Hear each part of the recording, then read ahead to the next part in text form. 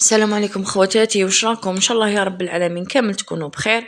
هنا خواتاتي كيما تشوفوا جبت لكم خبز يوالم العيد الاضحى المبارك، ومازال نزيد ندير معكم وصفات واحده اخرين تاع خبز لهذه المناسبه ان شاء الله. هنا خواتاتي نسحقوا كاس ماء دافي، نسحقوا 2 مغارف كبار خميره الخبز، نسحقوا 2 مغارف كبار سكر ما مشو معمرين بزاف. خواتاتي ما راناش حين نحلوا الخبز تاعنا، السكر مع الخميره يخدم خدمه محسن الخبز، هذا مكان مش راح يجينا الخبز حلو. نخلطوه مليح كما تشوفوا ونغطوه واحد 5 دقائق برك تتفاعل الخميره تاعنا مع السكر، ونعاودو نرجعو كما تشوفوا هنايا. شوفوا خواتاتي هنا نضيفوا بياض 2 حبات بيض. انا خواتاتي راح نخدم في السنيوه الكبيره شويه متوسطه، نسحق 2 صفار بيض باش ندهن الوجه، بيضه واحده ماش تكفيني. هنا نخلطوا بياض البيض مليح، ومن بعد باش نزيدوا نص كاس زيت تاعنا، نديروا 2 كيسان سميد رطب هما الوالا، نديروا الملح الزرارع تاعنا، الملح ملعقه كبيره ممسوحه، ومن بعد نزيدوا 3 كيسان سميد واحد اخرين رطب خواتاتي اللي نخدموا به المعارك. نجيبوا هنايا انا دات لي كاس ماء، ضفت في الاول نص كاس ماء ولميت، ومن بعد زدت نص كاس ماء واحد اخر. هنا كانت دات لي كاس، نخليها هنا حتى يتضاعف الحجم تاعها باش نرجع ندلكها.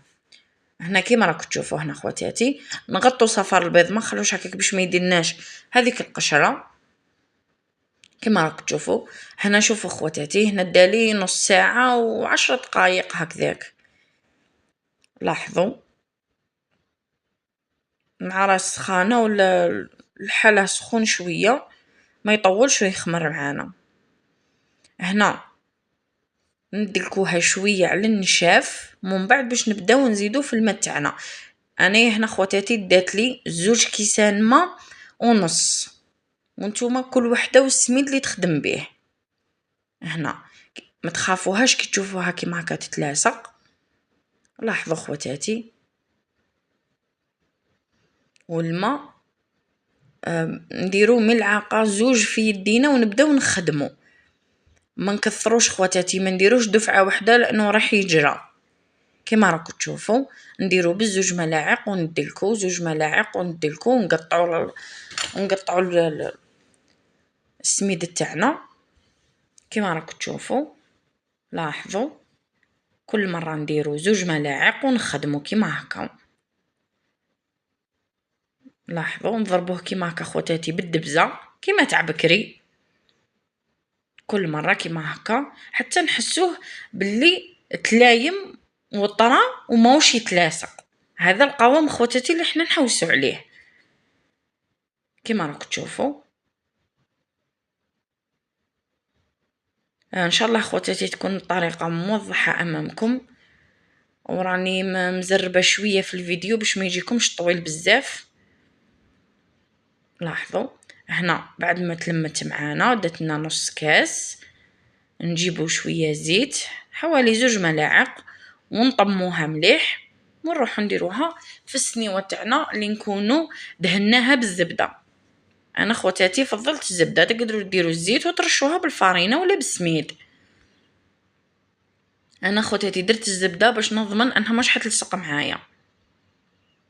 هنا نبلو صباعتينا شويه في ذاك الكاس اللي كنا نخدموا فيه ونمشوا الخبزات تاعنا. وإلا خواتاتي حبيتوا ديروها قرص صغيورين ديروا، تخرج لكم حوالي 3 متوسطين. هنا نجيبوا الصفار تاعنا ونزيدوا له حوالي ملعقه كبيره قهوه باش تقلع لنا ديك الريحه اللي ماشي مليحه تاع البيض، وندهنوا كامل الوجه تاعنا.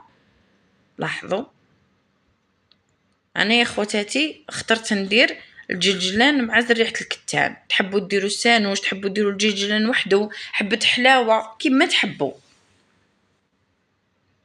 وهنا خواتاتي نخليها تخمر حتى يتضاعف الحجم تاعها. هنا خواتاتي هي راهي تخمر وانا نشعل الكوشه ونخليها تسخن.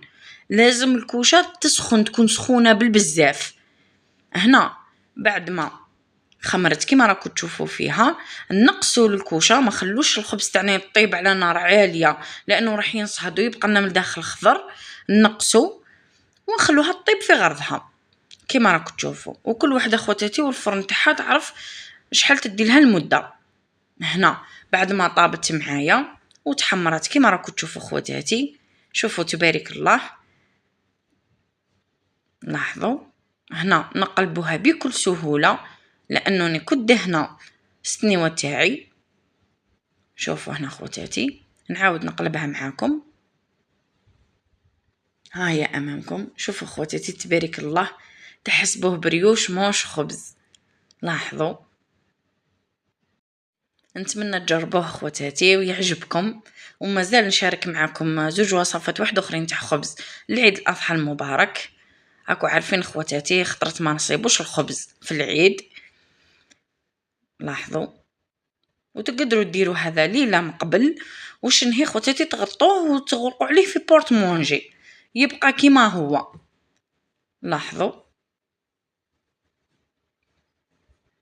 شوفوا الطراوه خواتاتي، ومن الداخل ما يجيش معجن لانكم عارفين بلي السميد ما يتعجنش كيما الفارينه.